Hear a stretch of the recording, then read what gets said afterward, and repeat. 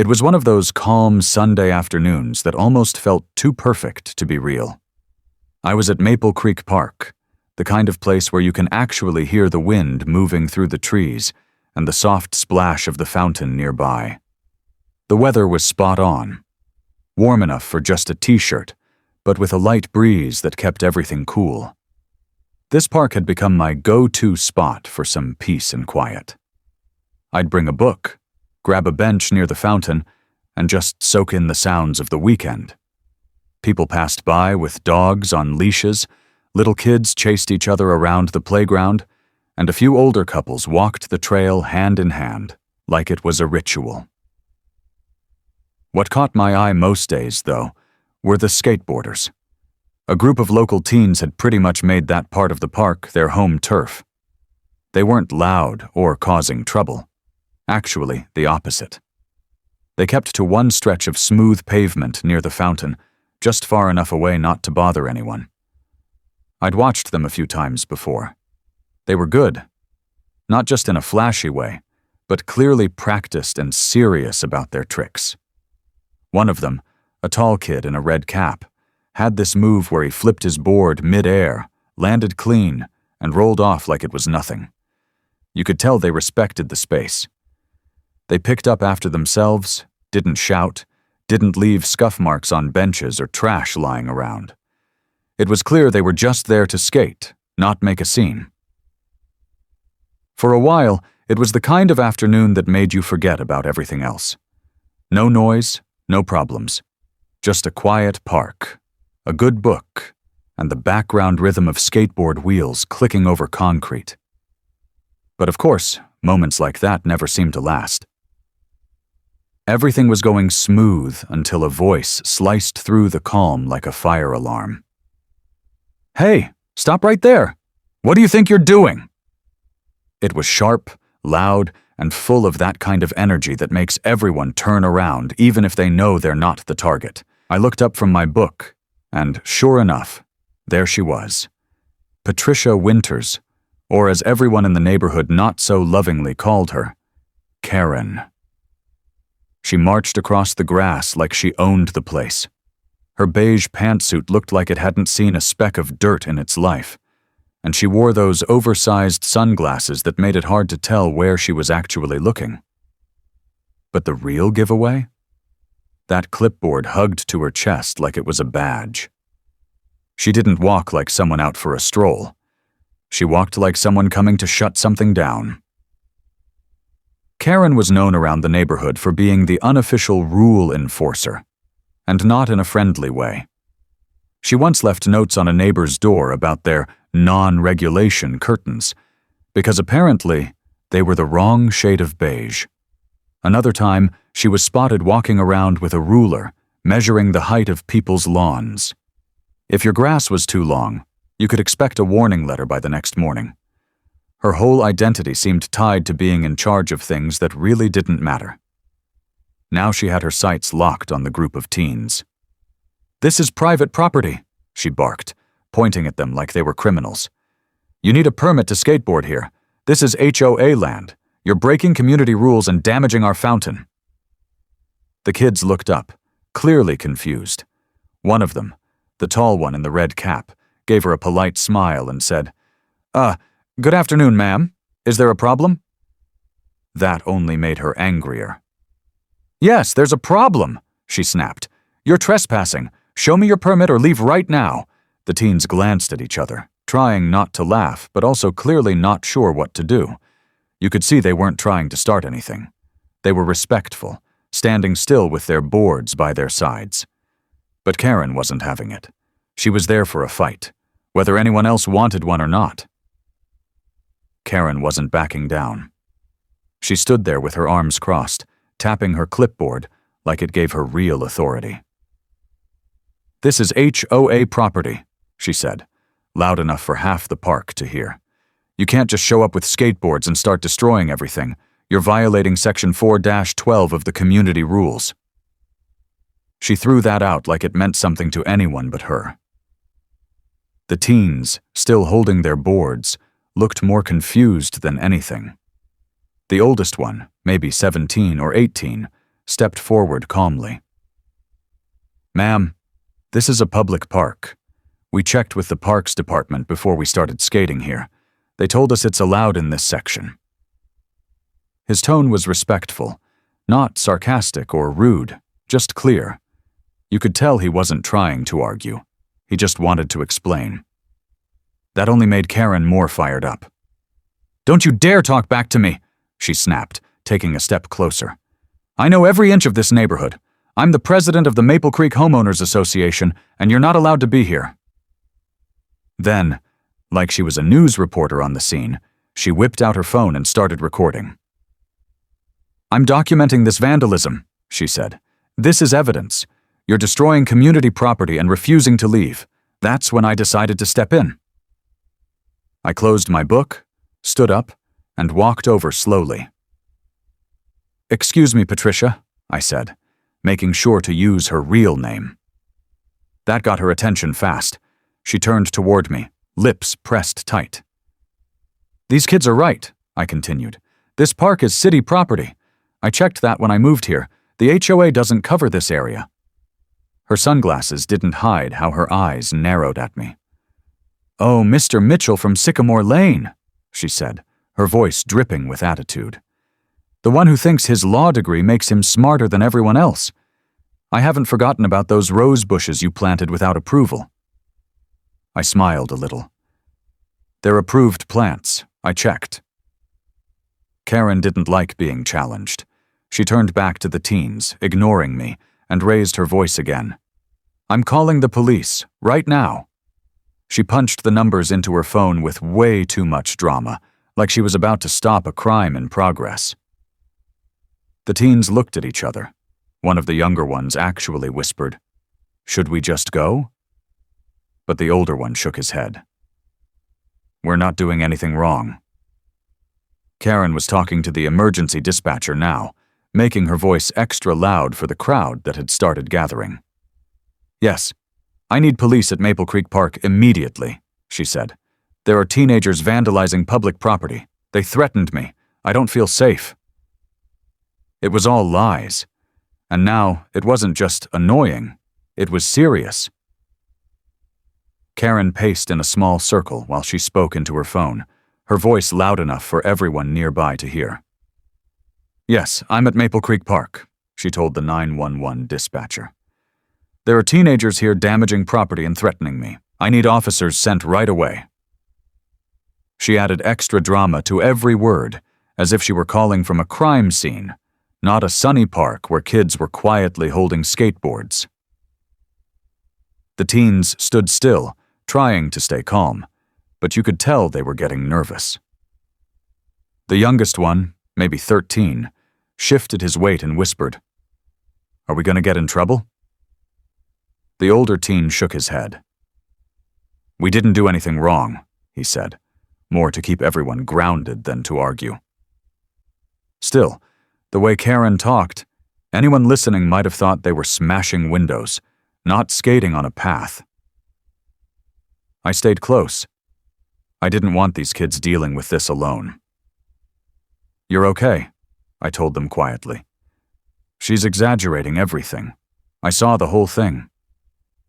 They nodded, but their shoulders were still tense. Karen was now waving her phone around, filming again while giving the dispatcher her version of the story, none of which had actually happened.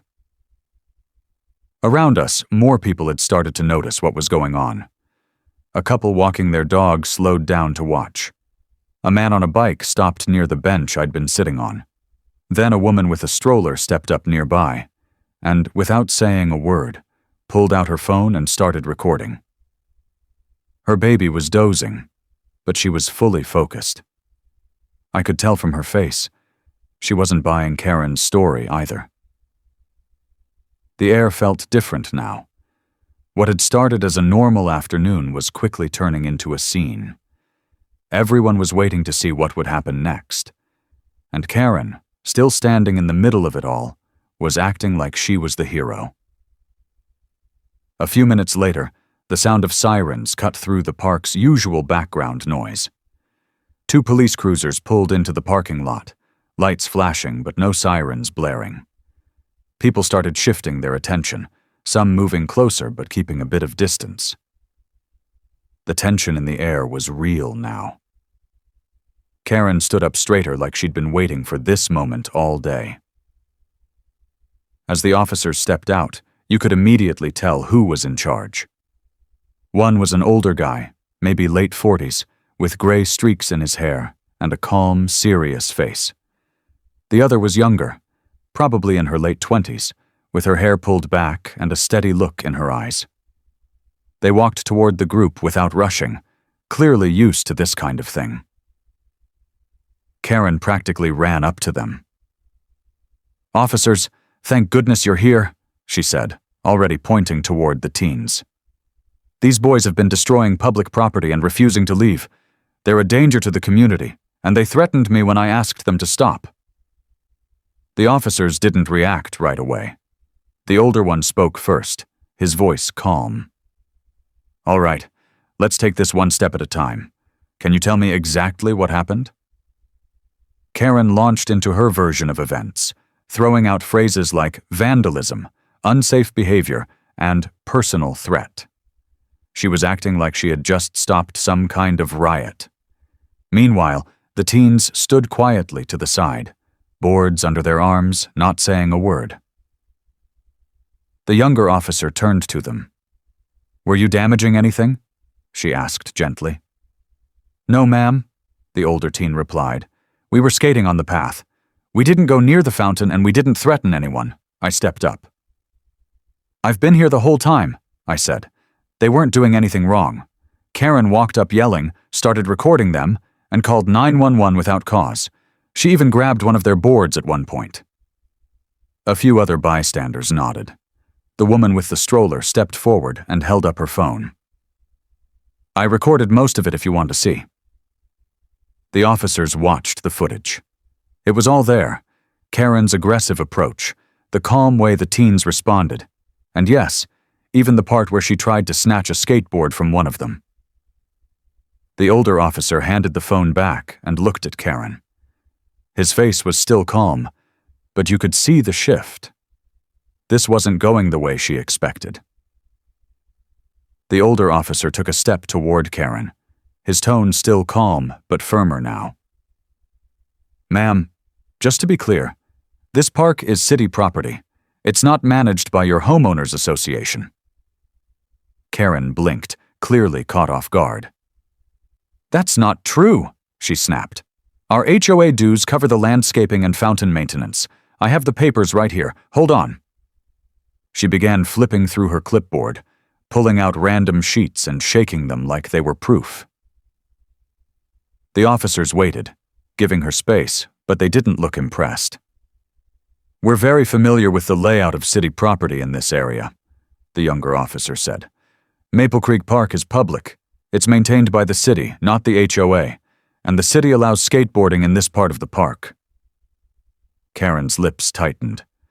You could see her confidence slipping, but she wasn't ready to let go. "Well, I still have the right to report dangerous behavior as a concerned citizen," she muttered, clutching her clipboard like it could back her up.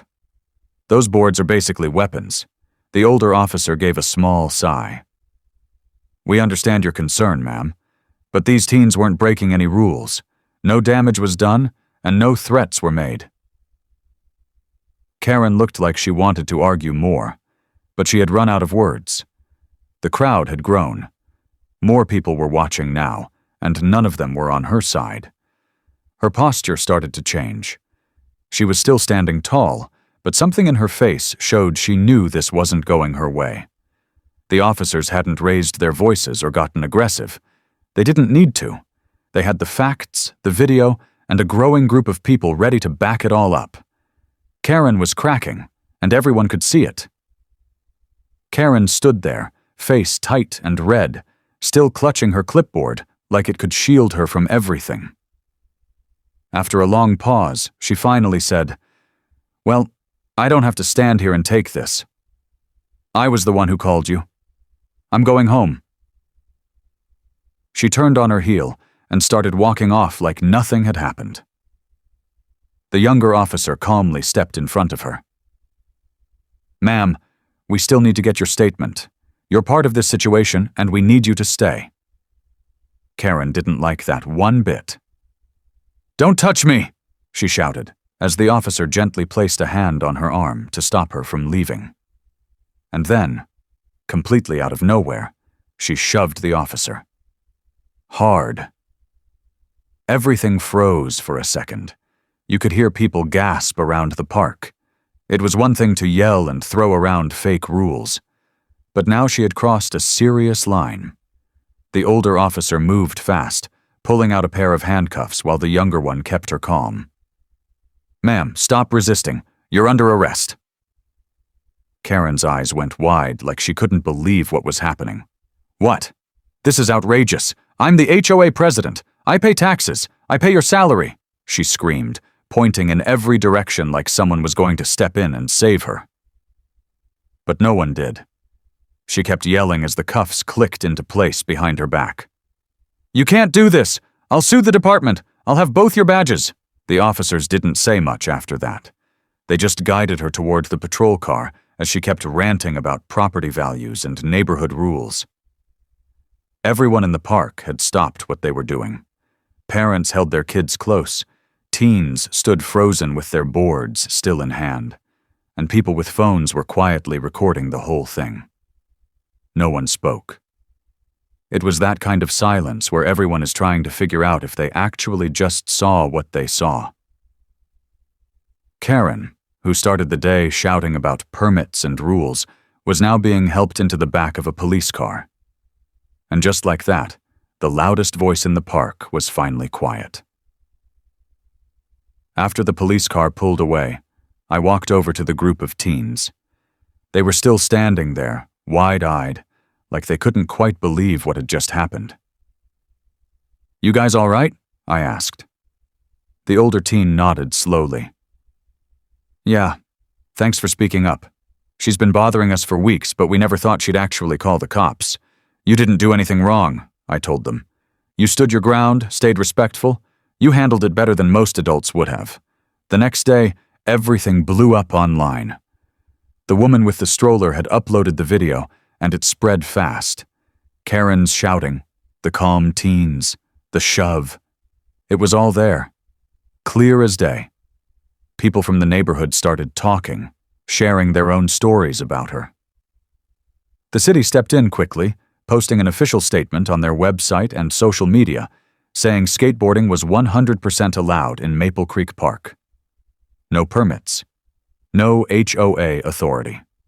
Period. Then came the emergency HOA meeting. It wasn't even close.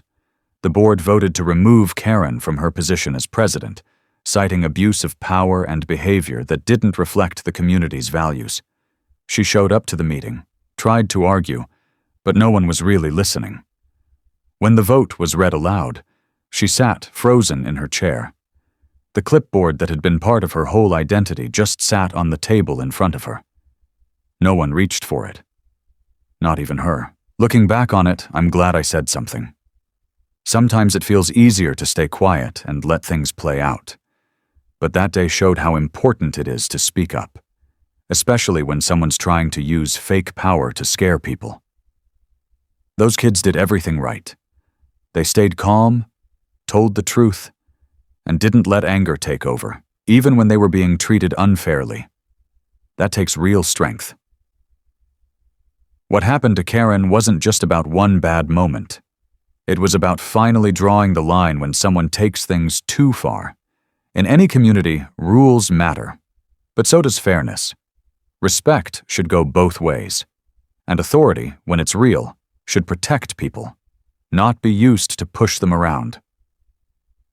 The park's back to normal now.